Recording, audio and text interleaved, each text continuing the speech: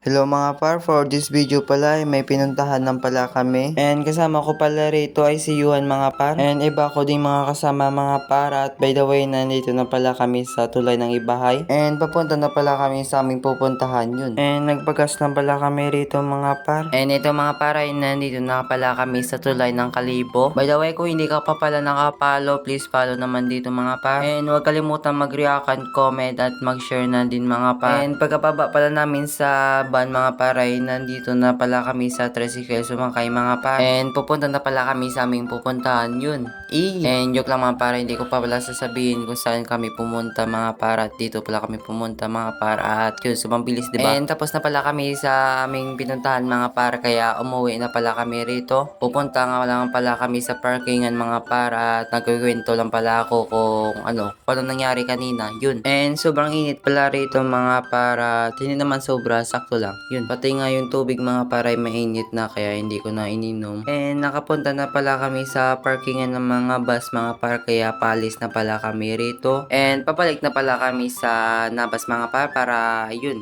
para magpahinga lang muna mga par. And maraming salamat sa pagpanood mga par, at hanggang dito na lang yung video, kaya bye bye!